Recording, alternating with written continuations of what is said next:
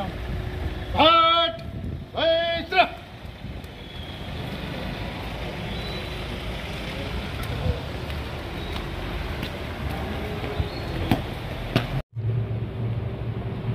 मारवाड़ की मिट्टी की महिमा से महिमा करते मनस्वी महानुभाव जो यहाँ पधारे हैं, सृष्टि, सभ्यता, संस्कृति और संस्कार की जननी प्रसूता मातृशक्ति और देश की नई पीढ़ी, समाज के होनहारों, देश के कर्णधारों, पुलिस के हमारे साथियों, पत्रकार वृंद, आज सबसे पहले मैं एक बात काटूंगा पर्वत सिंह जी की कि हर तरह का नशा खत्म होना चाहिए। बिल्कुल नहीं होना चाहिए।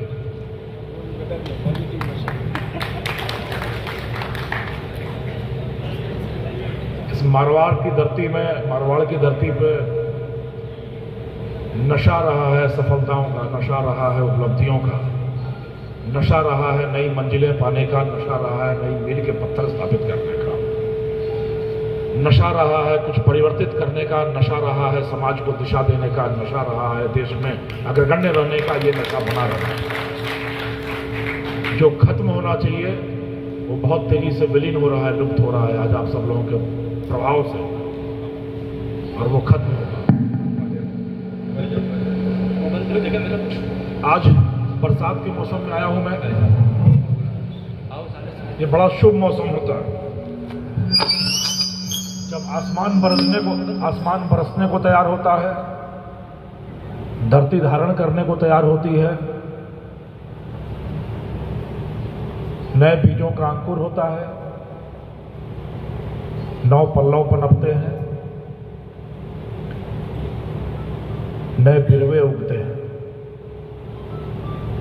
तो यह उर्वरा का, जनन का, सृजन का समय होता है। तो मुझे लगा ये सबसे बड़ा, सबसे अच्छा समय है जब हम अपने नव संकल्प शक्ति का उदय करें, एक नए युग का सूत्रपात करें जो नशा विहीन हो, निर्मल हो, स्वच्छ रखे, स्वस्थ रखे समाज को। यह सुमेरपुर की धरती है। आप सबको पता होगा 1912 ईस्वी में इस शहर की, इस कस्बे की स्थापना हुई थी। महाराजा सुमेर सिंह ने किया था। जवाई नदी के उत्तरी तट पर एक सुहाने शहर, एक नई परिकल्पना का सूत्रपात हुआ था, सुमेरपुर। और 3 साल बीतते बीतते जब प्रथम विश्व युद्ध शुरू हुआ तो अंग्रेजों ने प्रथम विश्व युद्ध के युद्ध बंदियों को रखे जाने के लिए, उनके पुनरुद्धार के लिए, उनके जागरण के लिए, उनके सुधार के लिए एक जगह की खोजबीन शुरू की, और वह खोज खत्म हुई सुमेरपुर में आके। यह वह धरती है जो सुधारों का जनक बनती है। यह वह धरती है जो पतितों को पावन करने की परिकल्पना को अंजाम देती है। तो उस परिकल्पना के तहत यहाँ करीब 9000 युद्ध बंदियों को रखा गया प्रथम विश्व युद्ध के बाद, जो तुर्क थे, अफगान थे, इराकी थे, आर्मेनियन थे। वो सब आए इस धरती पर और हिंसा, युद्ध, विनाश, इस परिकल्पना को यहीं पर त्याग कर एक नए समाज, एक नई परिकल्पनाओं के आविर्भाव के भाव के साथ फिर वापस अपनी धरती पे गए। तो यह सुमेरपुर सुधारों की धरती रही है, सुधारों की जनक रही है। तो इस सुमेरपुर से अगर इस नशा विहान के अभियान का, इस नई क्रांति का आविर्भाव हो, प्रादुर्भाव हो, तो इससे बेहतर क्या हो सकता है। दूसरी परिकल्पना थी हमारी कि यह पाली जिला सुमेरपुर,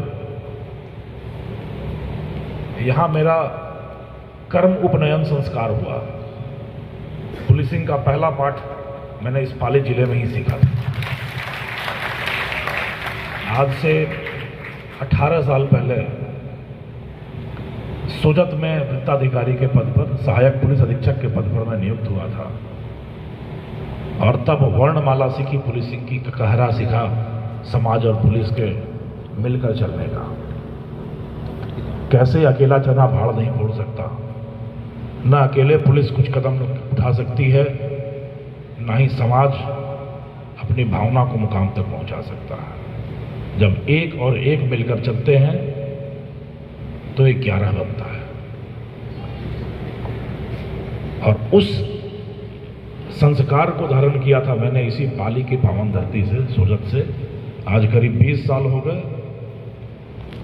और जो सीखा, जो समझा, वही बुनियाद बनी, वही नींव बनी भविष्य में आगे कुछ कर सकने के लिए। तो यह मारवाड़ की धरती है। यह धरती जानी जाती है कलम, कुदाल, कृपाण, कला और कारखानों के लिए। सही है, गलत है? इस धरती ने जब कलम उठाया तो अपने गर्व को, गौरव को, गरिमा को शब्द दिया, स्वर दिया।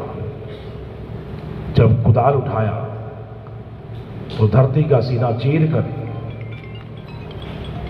फसल उगाई जो आगे आने वाली पीढ़ी को पुष्पित पल्लवित कर सके। जब कृपाण उठाया तो अपनी सभ्यता, अपनी संस्कृति, अपने साम्राज्य और अपने सीमा की सुरक्षा संरक्षण के लिए। कलाकारिता में आज मारवाड़ी परंपरा, हमारा हैंडीक्राफ्ट पूरे विश्व में अपनी पताका फहराता है। कारखानों की बात करें तो अगर आप आज भारत के 100 टॉप उद्यमियों की बात करेंगे तो उसमें 60 से 70 हमारे मारवाड़ और शेखावटी की ही भूमि के लोग हैं। मेधा की बात करें तो आज पूरे भारत में सबसे अधिक सीए, सीएस और आईसीडब्ल्यूए पैदा करने वाला अगर कोई स्थान है तो हमारा मारवाड़ है। मेधा की बात करें तो जिस बड़ी संख्या में डॉक्टर और इंजीनियर आज हमारी धरती से पैदा हो रहे हैं वह एक मिसाल है। आईएएस, आईपीएस और केंद्र सरकार की प्रमुख सेवाओं में जिस तेजी से हमारे राजस्थान और मारवाड़ का परचम लहरा रहा है वह उदाहरण है हमारी मेधा शक्ति का, हमारी उद्यमशीलता का, हमारी संकल्प शक्ति का। पर यह सब कुछ है, फिर हमारा मारवाड़, हमारा राजस्थान एक मोर की तरह कैसे हो गया? हमारे पंख खूबसूरत हैं, हमारी मेधा शक्ति का परिचायक है। हमारे माथे पर कलगी है, वो हमारी उद्यमशीलता का परिचय देता है। हमारा नीला वर्ण, मोर का नीला वर्ण, हमारी संस्कृति, हमारा पर्यटन नीले वर्ण की तरह खूबसूरत है। पर मोर के बदसूरत पांवों की तरह यह नशे का प्रकोप कब इस धरती पर आया यह हम लोगों को पता नहीं चला। धीरे धीरे यह दानव आया और एक पूरी सभ्यता को, एक पूरी पीढ़ी को लीलने की तैयारी करने लगा। जो मेवाड़ अपनी मेधा के लिए, उद्यमशीलता के लिए जाना जाता था, उस मेवाड़ पर एक बदनुमा दाग लगने लगा, एक कलुष, एक कलंक आने लगा, नशाखोरी का। जब हमारा लोगों से संपर्क हुआ, लोगों से बातें हुई, तो यह समझ में आया यह समाज में कलंक नहीं है। यह एक छोटी सी कभी कोई परंपरा शुरू हुई, किन्हीं कारणों से शुरू हुई जो आज गलत रूप ले गई, और चंद नशे के ठेकेदार पूरे समाज को दबाकर अपने इस अवैध व्यापार को आगे बढ़ाते रहते हैं और समाज विवशता से कराता रहता है कि कोई तो हो जो इसको खत्म करे। सब चाहते थे कि यह खत्म हो, सब चाहते थे कि इसमें सुधार हो, सब चाहते थे कि उद्धार हो, पर सवाल था कि बिल्ली के गले में घंटी कौन बांधे। कई बार प्रयास हुए, स्थानीय लोगों ने प्रयास किया, कुछ समाज सेवियों ने प्रयास किया, कुछ स्वयंसेवी संस्थाओं ने प्रयास किया, कुछ सेवानिवृत्त लोगों ने प्रयास किया, कुछ अध्यापकों ने प्रयास किया, पर वह सीमित रह गया। नशे के ठेकेदार उस पर हावी होते रहे और उनके प्रयासों को अंजाम तक पहुंचने नहीं दिया। कारण यह था कि उनके पास संकल्प शक्ति तो थी, अभिव्यक्ति की शक्ति थी, प्रेरित करने की शक्ति थी, बट एक और शक्ति चाहिए होती है समाज को। वो कौन सी शक्ति होती है? कोई बताएंगे? और कौन सी शक्ति होती है जो चाहिए होती है समाज को? गोस्वामी तुलसीदास ने लिखा है, विनय न मानत जल्दी जड़ा, गए 3 दिन बीत, बोले राम सतोत्तम, भय भी न होने लगे। तो यह भय भी होना चाहिए। हर सुधार के साथ, हर क्रांति के साथ एक भय का तत्व भी बहुत जरूरी होता है समाविष्ट होना। दिनकर, रामधारी सिंह दिनकर ने भी कहा कि सहनशीलता, क्षमा, दया को तभी पूजता जग है, बल का दर्प चमकता उसके पीछे जब जगमग है। 3 दिवस तक पंथ मांगते रघुपति सिंधु किनारे, बैठे पढ़ते रहे छंद अनुनय के प्यारे प्यारे।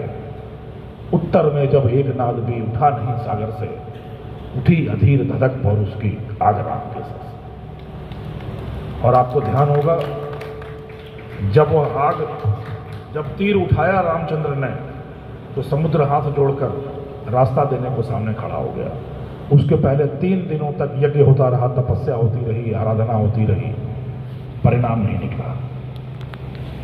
तो यह दंड, कानून की शक्ति, डंडे का जोर भी पीछे जरूरी होता है। तो इसलिए यह घंटी बांधने का काम पुलिस ने अपने हाथ में लिया। या आप घंटी बांधने को कहते हैं, हम नगाड़ा बांधने हैं।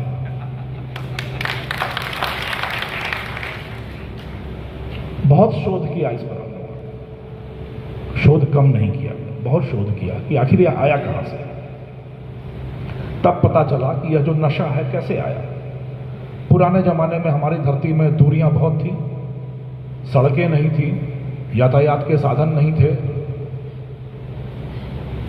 तब लोग पैदल आते थे। किसी के घर में कोई समारोह है तो पैदल आना होता था। जो समृद्ध थे वो ऊंट पर चढ़ के आते थे। पर 20 कोस, 30 कोस, 40 कोस अगर आप चल के आ रहे हैं तो शरीर पर थकान छाती, हड्डियां दुखती थी। वैसे में जब आप समारोह स्थल पर पहुंचे और आराम करने लगे तो लोग क्या कहेंगे? अकेले बैठ के आराम करने लगे तो लोग क्या कहेंगे? ज्यादा बड़ा आदमी, एटीट्यूड आ गया,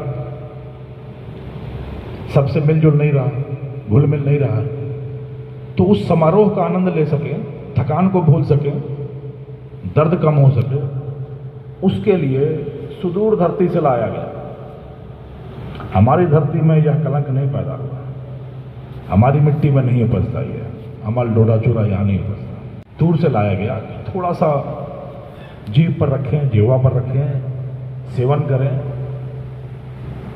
और वो थकान क्षणिक रूप से दूर हो जाए, एक नया उत्साह, एक नया उल्लास जगे, तो आप समारोह का आनंद ले सके, लोगों से घुले मिले और अच्छा समारोह। इसके लिए यह परंपरा शुरू हुई। यदि शराब की बात करें तो शराब क्यों शुरू हुई? युद्ध के समय जाते हुए सेनानियों को थोड़ी सी शराब दी जाती थी ताकि वो उत्साह के चरम पर पहुंचे और पीछे की चीजें पीछे भूल जाए। घर परिवार क्या होगा, परिणाम क्या होगा, इन सारी चीजों को भूल जाए और एक जुनून छाया उस पर। वो जुनून हो युद्ध में जीत का, एक निष्ठ हो सके वो अस्थायी रूप से। इस तरीके से समाज का भी समाज में शराब की परंपरा शुरू हुई।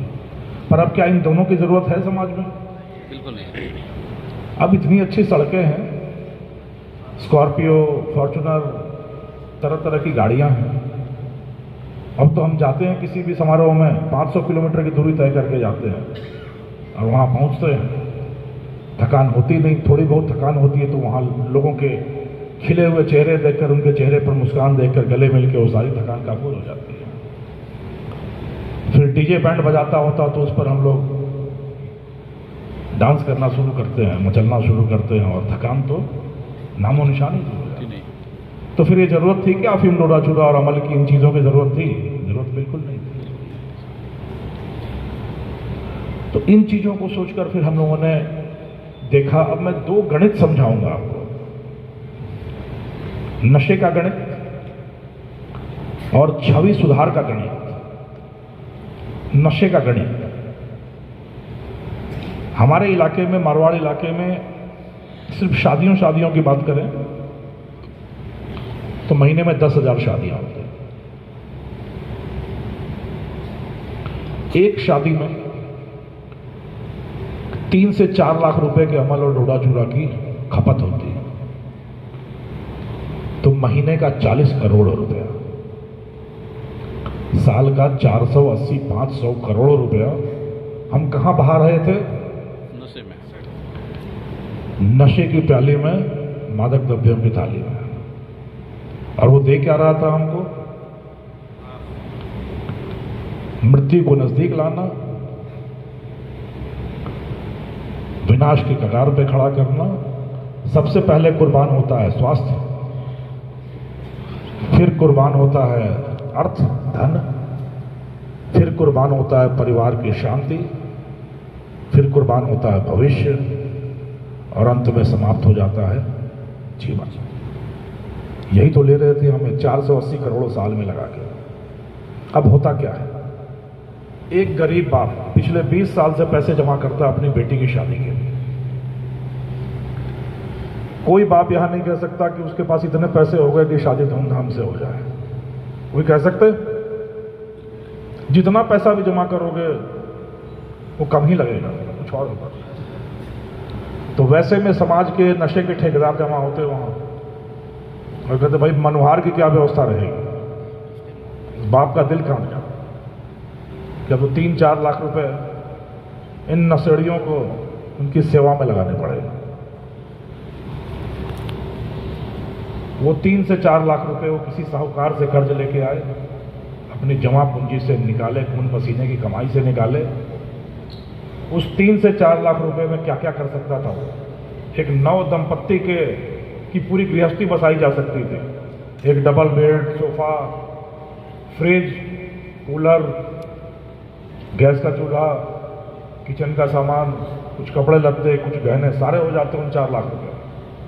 वो 4 लाख रुपए कहां चले गए? इन नशेड़ियों की मनोहार में। अब जब समाज बैठा समारोह में, 4 तरह के लोग बैठे उसमें। उसने बुलाया 1000 लोगों को तो 600 लोग आए, 200 रिश्तेदार बुलाए, 150 लोग आए। बट ये 50 नशेड़ी, इनमें 49 नहीं हुआ। ये 50 के 50 पधारते नहीं आते, नहीं आते। और बिल्कुल सेंटर में बैठे वीआईपी की तरह कि हाँ भाई लाओ अब मनोहार शुरू करो। और इनका काला खेल शुरू हुआ। कुछ बाहर से आए हुए अतिथि हैं, वो देख रहे हैं भाई ये क्या हो रहा है, तो गलत है, तुरंत तुम बंद करा लो। नहीं हम तो गेस्ट हैं, हम तो क्या करेंगे, बट ये कुछ गलत हो रहा है। चुपचाप देखो, परंपरा वैसी चलती है, ठीक है चल रही है, चलने दो। कुछ युवा पीढ़ी के बच्चे बैठे हैं, तो ताऊ ये क्या है? बेटा अमृत है, अमृत, इसको खा लो, इसको खाओ, चख के देखो, बूढ़ा नहीं होगे। इसको चखने वाला कभी बूढ़ा नहीं होता। और बात भी उनकी सही है, बूढ़ा कहाँ होगा, तो जवानी में पधार जाएगा।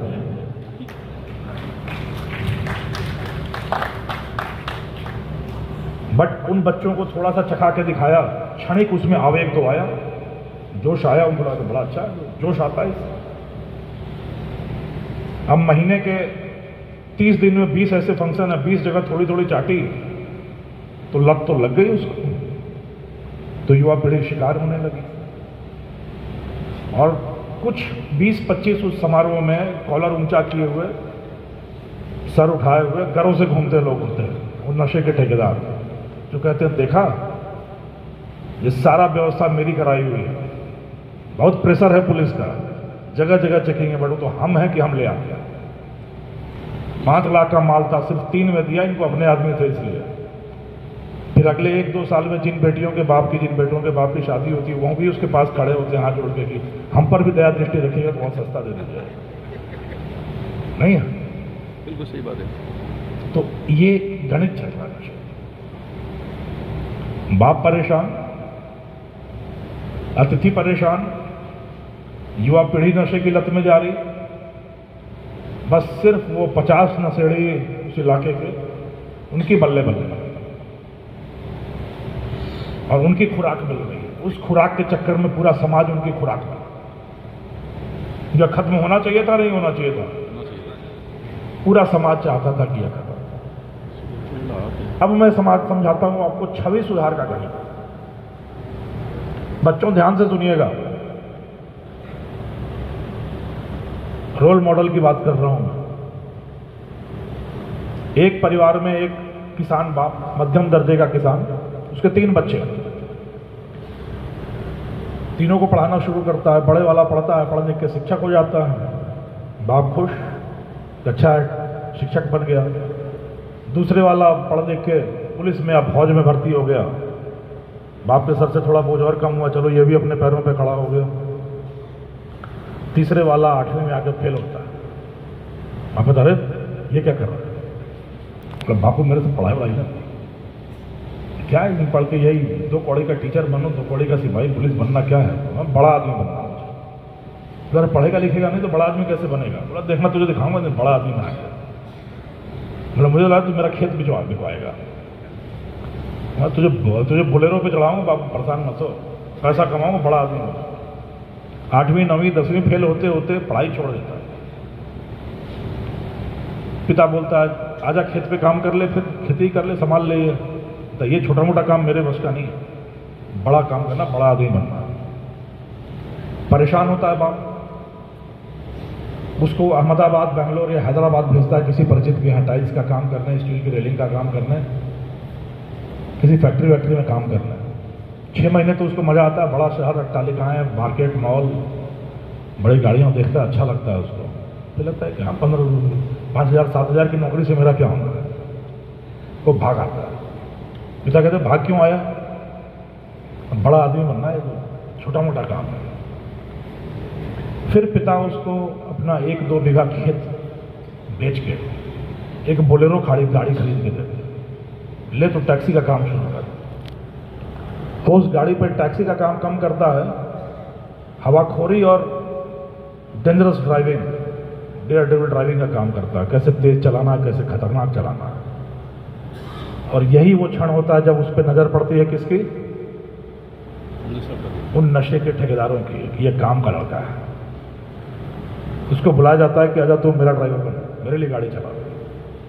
तो चला जाता है और फिर वो सफर शुरू होता है यहां से चित्तौड़, नीमच, मंदसौर तक गाड़ियां लेकर जाने का,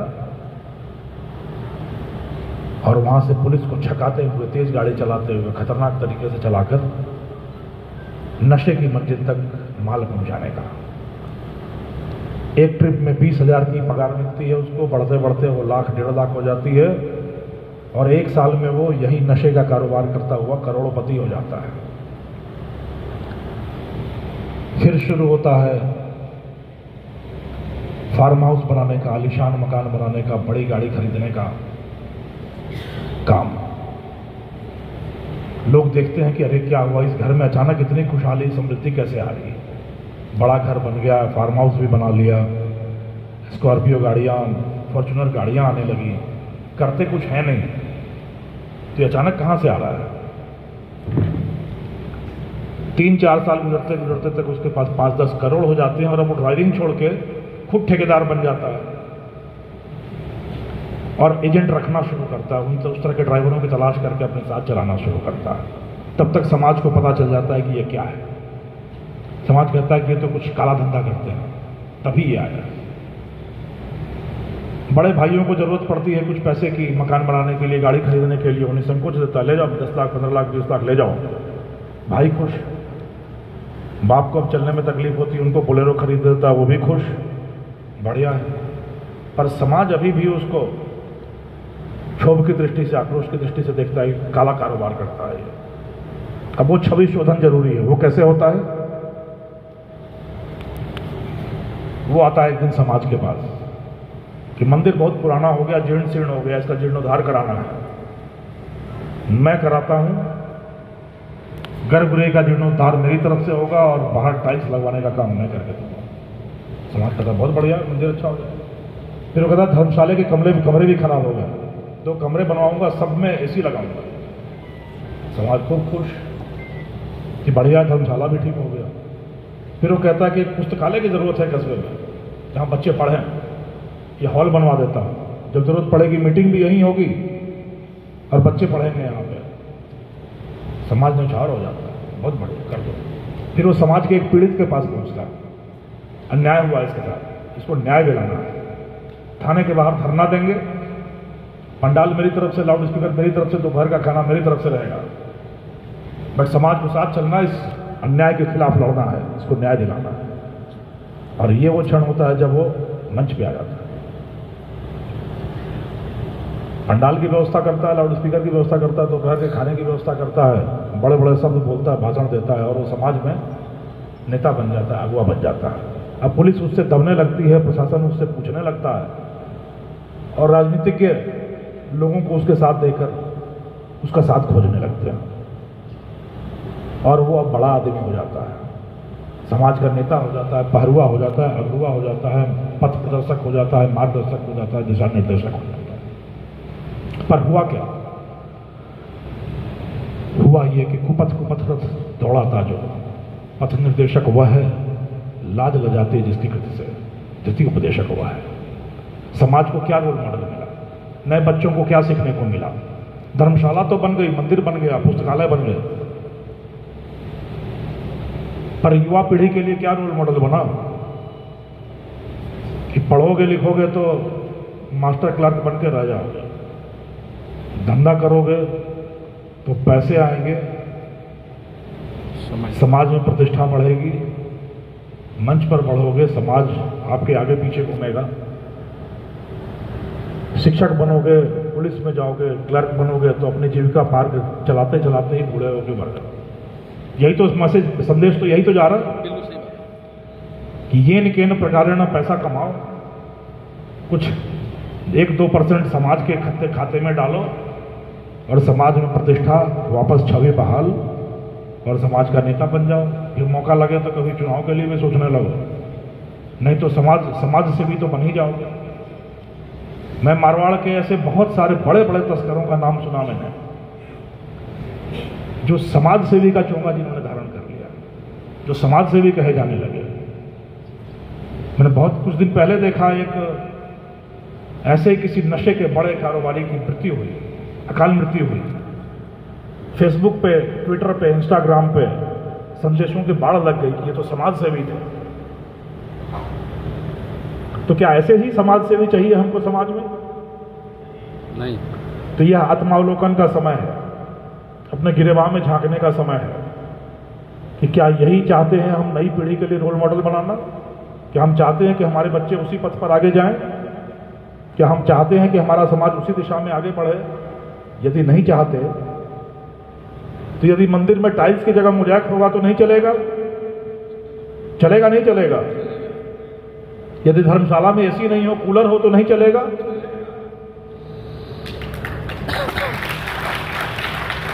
तो मेरा आप सबसे आह्वान है कि ऐसे सफेद पोश समाज सेवियों को समाज में ऊंचा पायदान देने के पहले उनके अतीत, उनके कृतित्व, उनके चरित्र पर भी अवलोकन किया जाए कि किसको हम ऊंचे पायदान पे बिठा रहे हैं। क्या यही समाज का रोल मॉडल होना चाहिए?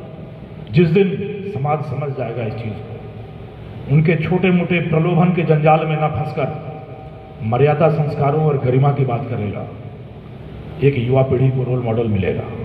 वो रोल मॉडल होगा सुभाष चंद्र बोस होंगे, भगत सिंह होंगे, चंद्रशेखर आजाद होंगे, जगदीश चंद्र बोस होंगे, सीवी रमन होंगे, टाटा बिरला होंगे, किरण बेदी होंगी, एस गिल होंगे, बड़े लोग। यह पूरे समाज से मेरा आह्वान है कि इस छवि सुधार के जंजाल से अपने आप को बचाकर समाज निर्माण की प्रक्रिया को गति दी जाए, समाज की गरिमा को, समाज के संस्कारों को पुनर्स्थापित किया जाए, प्रतिस्थापित किया जाए। यह मेरा आप लोगों से आह्वान है। इन सारे शोध के बाद फिर हम लोगों ने शुरू किया कि अब अभियान शुरू करना है। 3 चीजें थी, मांग, आपूर्ति और स्वीकार्यता। आपूर्ति ये ठेकेदार करते थे, लाना, बेचना, सप्लाई करना। मांग समाज में, इन मनोहारों में, इन नशाखोरों के बीच में थी। और स्वीकार्यता चाहे व्यवस्था से या परंपरा के रूप में या एक उत्सुकतावश पूरे समाज में थी। आज हमारे समाज में, हमारे गली मोहल्ले में अगर एक लड़का किसी लड़की को छेड़ता है तो पूरा मोहल्ला खड़ा हो जाता है कि इनका लड़का चरित्रहीन हो गया, आवारा हो गया, सुधारो इसको, संभालो इसको। उलाहना दिया जाता है, ओलबा दिया जाता है, पालंब दिए जाते हैं। पर थड़ी पर खड़े छोटी छोटी खुराक लेके नशे का सेवन करता युवा दिखता है तो समाज के बड़े बुजुर्ग सर उधर घुमाकर निकल जाते हैं कि नशेड़ी है साले, इनसे लगना ठीक नहीं है, दूर निकल जाते हैं। कोई टोकता नहीं, कोई रोकता नहीं। यह जो स्वीकार्यता थी, व्यवस्था भरी स्वीकार्यता ही थी, इसको दूर करना था, इसके लिए अभियान छेड़ना था। पहला काम हम लोगों ने शुरू किया, इन बड़े मगरमच्छों, बड़े ठेकेदारों, स्वयंभू सरताजों, बेताज बादशाहों की रौनक निकालना। इनको लगता था ये कानून से ऊपर है, इनको लगता था कानून के हाथ इन तक नहीं पहुंच पाएंगे, अपने पैसे से, अपने प्रभाव से सब कुछ खरीद सकते हैं। ये यहीं बैठे थे, जमकर बैठे थे और अपने साम्राज्य को गति दे रहे थे, विस्तार दे रहे थे। ऐसे करीब 150 तत्वों का चयन किया हमने, उनको मोस्ट वांटेड डिक्लेयर किया। और पिछले 1 साल में आपने देखा ऐसे 117 स्वयंभू सरताजों, बेताज बादशाहों को उनकी मंजिल तक पहुंचा, उनकी हेकड़ी बुला दी गई। जो समाज को नशा खिला रहे थे वो अब जेल में धूल भाग रहे हैं,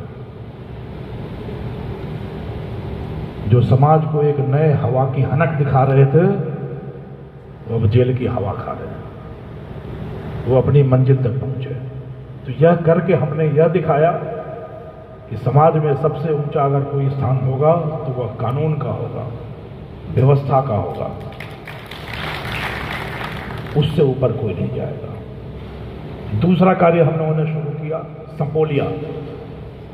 वह छोटे छोटे खुदरा विक्रेता जिनके पास सुलभता से उपलब्ध था, 100 रुपये 200 रुपये के जज लेकर जाओ, छोटी सी पुड़िया ले लो, छोटा सा वो ले लो और शिकार हो।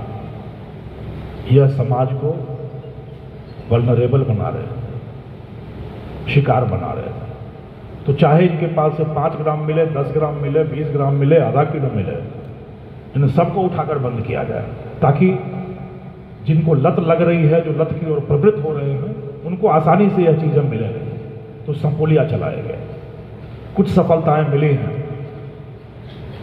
पर अभी मील का पत्थर पहुंचा है, मंजिल अभी बहुत दूर है। समाज जब उठ खड़ा होगा, ऐसे तत्वों के खिलाफ चेतना जगेगी, इनको हिकारत भरी दृष्टि से देखा जाएगा, इनके खिलाफ सूचना दी जाएगी, तब हमारे हाथ मजबूत होंगे और हमारा हाथ आपके तन का हाथ। जब हाथ मजबूत होगा तो तन आगे बढ़ेगा, तन मजबूत है। इसमें आपको हमारा साथ देना है। तीसरा अभियान हम लोगों ने शुरू किया, नशा अभियान।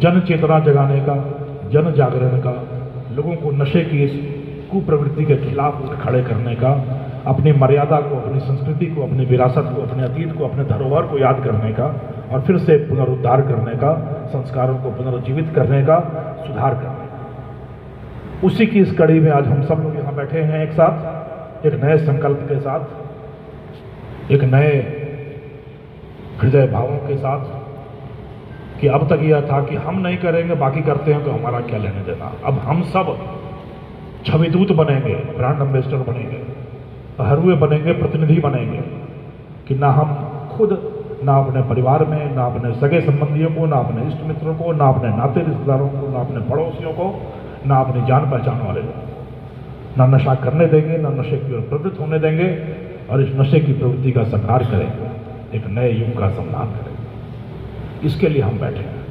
चौथा, हमने शुरू किया विनय न मानत वाला, कि यदि फिर भी कोई नहीं मानने को तैयार है तो उस पर कानून का डंडा बरसेगा। आपने देखा होगा करीब 15 ऐसे मामले हुए जिसमें लोगों ने मनवार की, उसका वीडियो या फोटो कहीं ना कहीं से आया और उन पे मुकदमा लादकर उनके कसबल निकाल दिए गए। कि आप अगर फिर भी नहीं सुधरोगे, आप अगर बातों के जोर से नहीं समझोगे, तो अभी एक और जोर, डंडे का जोर आपके ऊपर बरसने को तैयार है। तो 15 ऐसे मामले हम लोगों ने किए और इन नशाखोरों की रीढ़ की हड्डी टूट गई। कई ऐसे नशाखोरों ने अब ये कर दिया है कि समारोह में मोबाइल लाना बंद कराओ, और इसका एक पॉजिटिव सकारात्मक असर यह देखा हमने कि कई ऐसे लोग जिनके घर में शादी है, वो स्वयं पुलिस को सूचित कर रहे हैं कि साहब वहां नशा होने वाला है, ताकि पुलिस वहां पहुंच जाए। फिर वो कहे देखो भाई, मैं तो कर देता जुगाड़, लेकिन ये पुलिस वालों को पता है भाई नहीं देगा। ये सकारात्मक प्रभाव है, ये समाज की चेतना का असर है कि लोग चाहते हैं कि ये बंद हो, ये न प्रकार बंद हो, साम नाम दंड भेद जैसे बंद हो, बट बंद हो। उसमें हम आपके साथ खड़े हैं। हम लोग को पता होता है कि कई बार फोन आ रहे हैं, कुछ मिलना नहीं वहां, वो सिर्फ दिखाना चाहते हैं कि पुलिस आ गई। तो अब ये चीज हम नहीं करा पाएंगे आपके, क्योंकि पहले अगर नहीं कराए वो तो लोग कहते थे ये जो कौवा दिख रहा है वो आपके पूर्वज है, ये जो गिद्ध बैठा हुआ है वो इंतजार कर रहा है कि क्योंकि आपने उस समय मनवार नहीं कराई थी, और तरह तरह की बातें। उससे रोक के लिए पुलिस का साथ मिला। हमने जमींदोज चलाया कि उन्होंने जो ऐसी ऐसी इमारतें खड़ी कर रखी हैं, भू अर्जन कर रखा है, इसको नेस्तनाबूद करके सरकार के हवाले कराइए। जमींदोज चलाया गया। भोकाल चलाया कि बड़ी बड़ी खेपें जो आ रही हैं दूर से उसको बंद करो। और अब 3 नए अभियान हम लोग शुरू कर दिया है। आप सबके जो लोग यहाँ बैठे हैं, कई लोगों के मन में अभी एक महानुभाव ने कहा भी था कि सुधार घर से शुरू होना चाहिए, आपने कहा था। अब कई लोगों के मन में ये भावना होगी कि ये तो पुलिस वाले खुद ही अमल टोड़ा खाते रहते हैं, तो रोकेंगे क्या?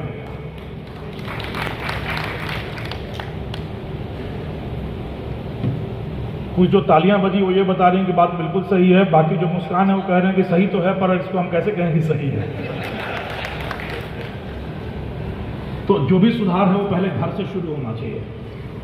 तो इसके लिए हमने एक गृह सुधार योजना शुरू की। गृह सुधार यानी जो हमारे पुलिसकर्मी, पुलिस परिवार के भाई नशे की लत के शिकार हो गए हैं और अब उससे बाहर निकलने में विवश महसूस कर रहे हैं, उनके सुधार के लिए हम लोग उनका चिन्हीकरण कर रहे हैं। फिर उनके लिए एक नशा मुक्ति शिविर आयोजित किया जाएगा, बिना कोई लांछन लगाए हुए, बिना उनको नामजद किए हुए कि नशेड़ी है। हम किसी और बहाने से बुलाएंगे उनको प्रशिक्षण के लिए, और उस प्रशिक्षण में उनको नशा मुक्त किया जाएगा, ताकि लांछन भी न लगे, नौकरी पर आफत भी नहीं आए, समाज में हंसी के पात्र भी नहीं बने, और सुधार का सुधार हो जाए।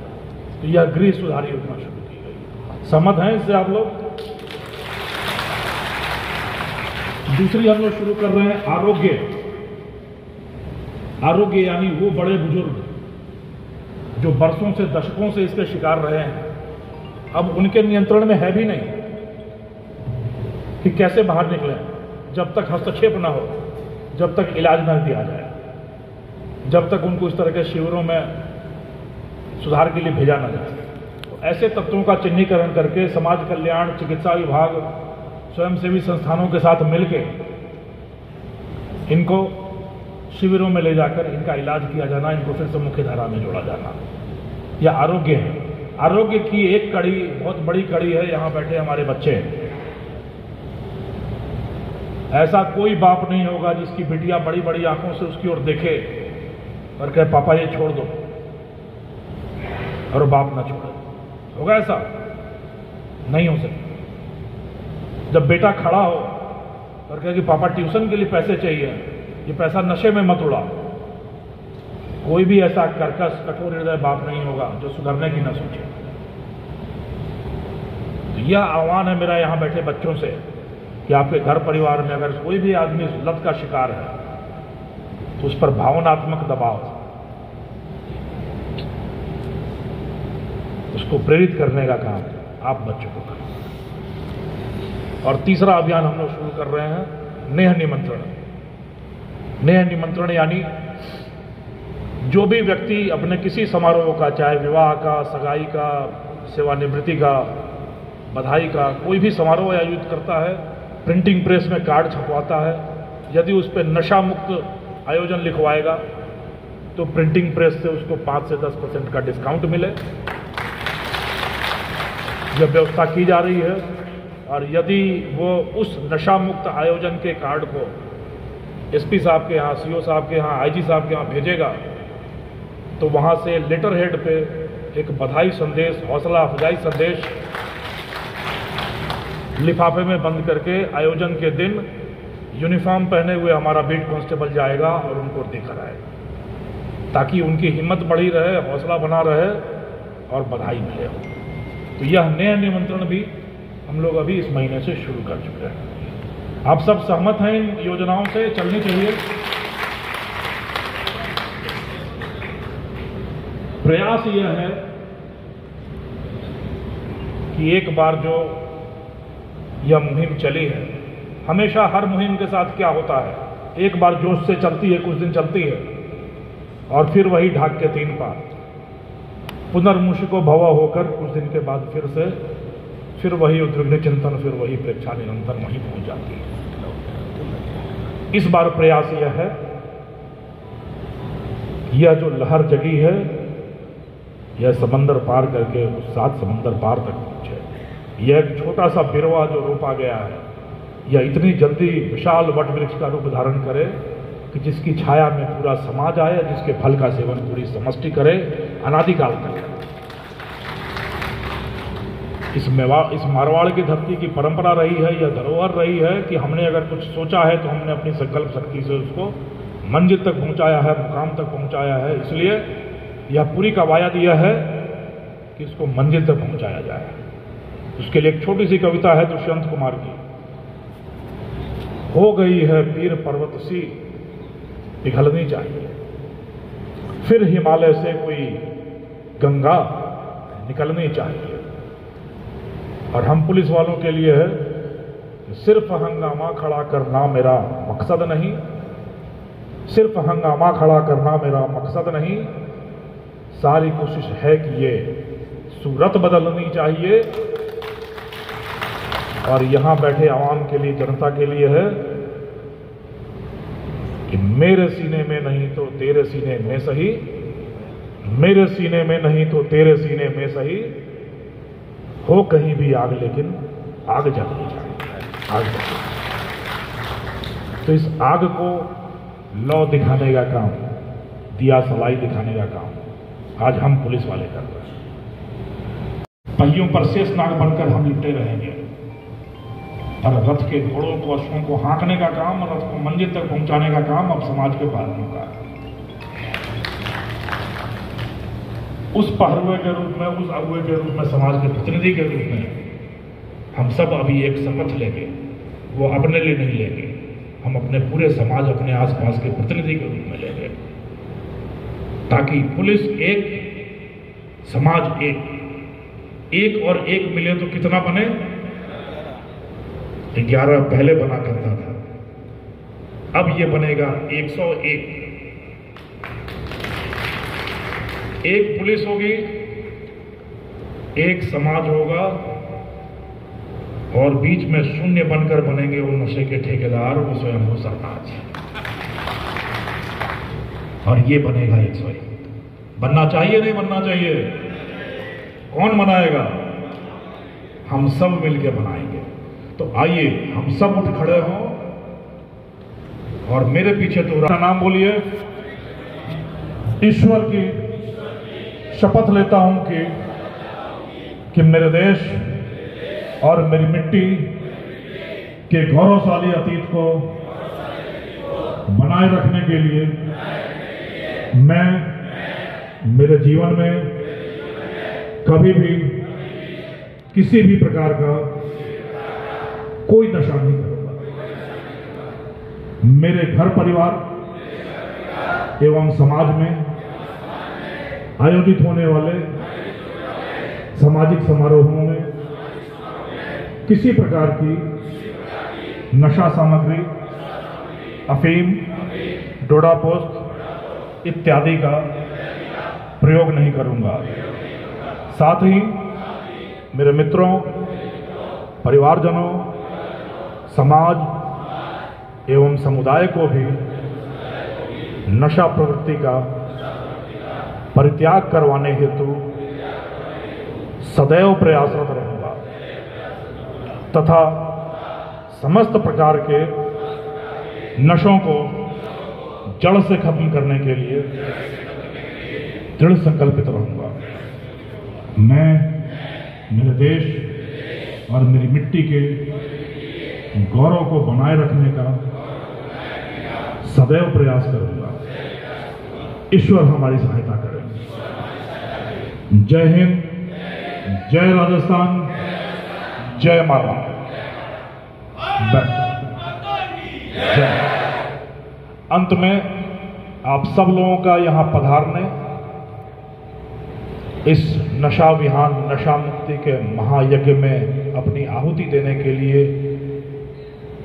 ज्योत जगाने के लिए आप सब लोगों का बहुत बहुत आभार। आप सभी समाज के अग्रदूत रहें। इस समाज से नशे को जड़ से निर्मूल करें ताकि एक बार फिर मारवाड़ के गौरव की, हमारी मेधा की, हमारी उद्यमशीलता की पताका पूरे विश्व में लहराए। और यह जो नशा मुक्ति अभियान है, ये विश्व के इतिहास में स्वर्ण अक्षरों से अंकित हो कि जब इंसान ठान लेता है तो सारा जग मान लेता है। आगे आने वाले यह बहुत छोटा सा एक पौधा है जिसको विशाल वटवृक्ष का रूप देना अब आपके हाथों में है। इस युद्ध रथ के सारथी आप हैं, इस अभियान के अगुवा आप हैं। यह अलख जगाने का काम, यह ज्योति प्रज्वलित करने का काम, यह चेतना जागृत करने का काम अब आपके वृषभ सबल कंधों पर है। ईश्वर हम सबकी सहायता करें इस अभियान की सफलता के लिए, समाज से नशे के नाश के लिए। आप सबको बहुत बहुत शुभकामनाएं और यह संकल्प लेने के लिए बहुत बहुत आभार। जय हिंद।